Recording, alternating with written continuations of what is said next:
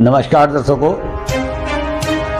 आप देख रहे हैं जी टाइम्स न्यूज टीवी चैनल 1। मैं हूं आर के शर्मा। आज के मुख्य समाचार।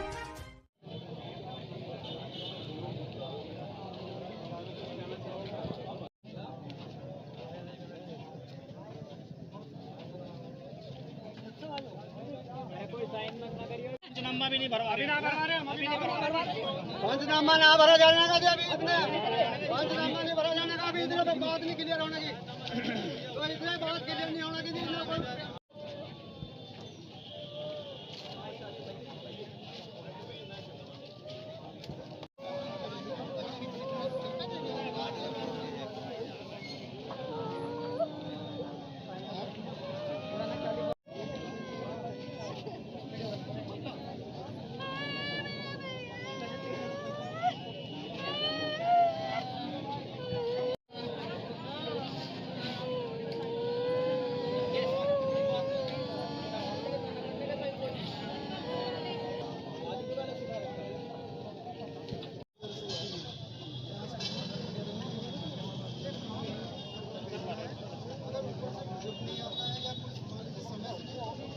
ज्यादा हो जाए 50 लाख रुपए चाहिए।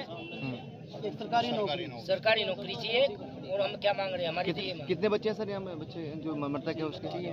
3 बच्चे हैं। 2 लड़कियां हैं। तो कब से काम कर रहे थे लाइन में? ये जब से बिजली घर लगा है 14-15 साल हो गए।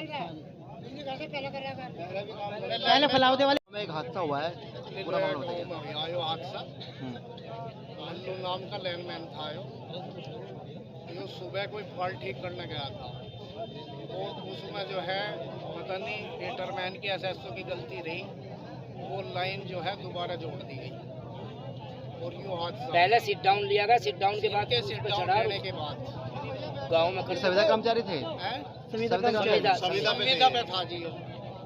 हादसा देखने को मिला, लोगों ने जाम लगाया हुआ, क्या समस्या, क्या पूरा मामला बताएं सर। इसमें मेरा एक संविदा कर्मी 63 केवी ट्रांसफार्मर काम कर रहा था और सेक्शन पहले खोल के काम कर रहा था, और उसमें अचानक किस तरह से घटना हुई वहाँ पे प्रत्यक्षदर्शी कोई था नहीं, और इसकी विद्युत सुरक्षा जांच करा के कार्रवाई की जाएगी। अच्छा साहब, जिस तरीके से वहाँ पर पहले नोटिस किया जाता है या वैसे ही कोई भी लाइन में जाके कहीं भी काम करना शुरू कर देगा? उस लाइन के उस फीडर का लाइनमैन होगा तो अपना प्रिकॉशन के तौर पे सेक्शन खोल के या फिर लाइन का शटडाउन लेके काम करेगा। तो ग्रामीणों का ये भी आरोप है कि आप घंटों बाद पहुंचे, सूचना के बाद भी नहीं पहुंच पाया कोई कर्मचारी वहाँ पर, आला अधिकारी। क्या लापरवाही रही? क्या सूचना सही वक्त नहीं मिली थी आपको? क्या नहीं, हम लोग उसको क्या बेनिफिट देने हैं उसके तैयारी में जुटे हुए थे, और जेई को हमने वहाँ जाने के लिए बोला था। आप 50 लाख रुपए एक सरकारी नौकरी की मांग कर रहे हैं लोग, क्या कहना है इसमें आपका? जो विभागीय नियमानुसार होगा वो दिया जाएगा। ये संविदा कर्मचारी जी। मेरा नाम अमित धामा है। ये निलोहा में हादसा हुआ, क्या पूरा? ये नीलोहा में हादसा हुआ। ये नीलोहे गांव का निवासी है, मल्लू उर्फ साबिर नाम है इनका। और ये गांव में एक बिजली घर उस पे 12 पे फॉल्ट ठीक करने के लिए गया था। शटडाउन लेने के बाद शटडाउन जैसे लिया और ये वहाँ पे ठीक कर रहा था, ये एसएसओ की लापरवाही है जो वहाँ बिजली घर पे मौजूद था। उन्होंने ये करंट दोबारा लाइन चढ़ा दी मशीन और वहाँ उस पर छोड़ दिया, जिसके कारण इसको ये हादसा हुआ। और हमारी मांग ये है कि ये कितना दैनिक परिवार से है बेचारा, इसने अपना पूरा जीवन बिजली विभाग को, विद्युत विभाग को दे दिया। पहले फलावते बिजली घर में ये एज ए संविदा पे ही काम करता था, जब हमारा गांव फलावते बिजली घर से जुड़ा हुआ था। कब से काम कर रहे हैं दामा जी? लगभग इसको 25 साल हो गए जी, लगभग मेरी याद में, जो मुझे जितना ज्ञान है। संविदा थे संविदा पे। और उसके बाद जब बिजली घर में हमारा नीलोहा में बिजली घर लगा, तब ये यहाँ पे इसका ट्रांसफर हो गया। और इनका कार्य इतना अच्छा रहा, किसी भी बिरादरी के आदमी को इन्होंने कभी काम को मना नहीं करी। अगर तूफान से रात को फॉल्ट लाइन में कहीं हुआ तो इन्होंने 1 घंटे के अंदर, आधे घंटे के, रात को 10 बजे भी लाइन चालू करी फॉल्ट रिमूव करने के बाद। तो इस आदमी के लिए कौन खड़ा नहीं हो सकता? लापरवाही किस तरीके से किसकी देखी जा रही है? लापरवाही ये बिजली विभाग की है, जो एसएसओ है बिजली विभाग में रखा हुआ है बिजली घर पे, उसकी लापरवाही है। उसके बावजूद हमने सुबह 9 बजे के हादसे के बाद 9:30 बजे बिजली विभाग को संबंधित अधिकारियों को सूचना थी। किसी भी अधिकारी ने वहाँ जाने की कोई कोशिश नहीं करी, फोन रिसीव नहीं करे, फोन स्विच ऑफ कर लिए।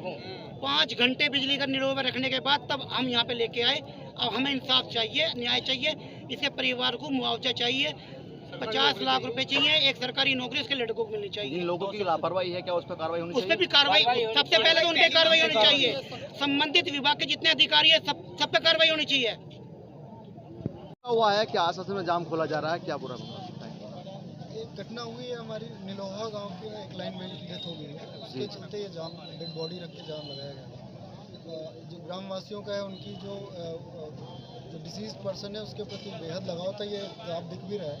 तो उनकी ये मांग थी कि भाई कहीं ना कहीं उन्हें कंपनसेशन दिया जाए। तो जो इंश्योरेंस के चलते जो हमारे प्रावधान है वो तो उन्हें अनुमन्य धनराशि मिलेगी। इसके साथ साथ इनका ये था, ग्रामवासियों की रिक्वेस्ट थी कि कुछ और भी राहत अगर मिल जाए तो अच्छा है।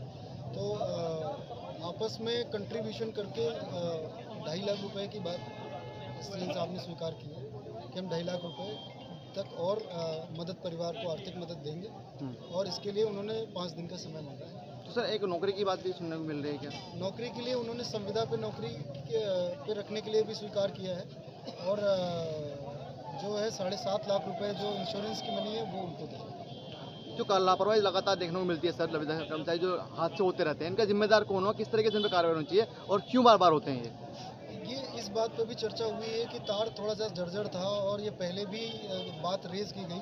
तो एक्सीएन साहब को हमने इस पर 2 बातें कही हैं। एक तो एक प्रस्ताव अगर भेजा गया है ऊपर, तो उस पर उसका तत्काल बजट अनुमन्य हो, और आप नए तार को मजबूत तार से रिप्लेस करवाएं जो हमारी। और दूसरी चीज़ है कि इस पर्टिकुलर घटना में कौन दोषी है, कौन जिम्मेदार है, इसकी निष्पक्ष रूप से जांच हो जाने पर ही पता चलेगा, और उसके विरुद्ध कार्रवाई। सर एक लापरवाही सामने आती है, अधिकारियों को फ़ोन किया जाता है लेकिन मौके पर नहीं पहुंच पाते हैं, बड़ा हादसा हो जाता है। अगर मौके पहुंच जाए तो हादसा कम हो सकता है, लेकिन लापरवाही लगातार सामने आती है, संविदा कर्मचारी हो या विभागीय कर्मचारी हो, क्यों ऐसा होता है? सूचना मिलने के बाद में लेट पहुँचते हैं। ये बात भी हमारे सामने रखी गई कि फ़ोन रिसीव करने में कई बार दिक्कत आती है। तो हमने एक्सीएन साहब से और एसडीओ साहब से आग्रह किया है कि आप जो है ये नीचे तक इन्फिल्ट्रेट करेंगे मैसेज की, कहीं ना कहीं फ़ोन रिसीव करना और लोगों के लिए अवेलेबल रहना। माननीय मुख्यमंत्री जी के भी यही निर्देश हैं कि हमारे सभी अधिकारी फ़ोन रिसीव करेंगे, लोगों के लिए अवेलेबल रहेंगे, 24 घंटे अवेलेबल रहेंगे। तो ये इंश्योर कराएंगे, और हम भी इसका बीच में समय समय पर इसकी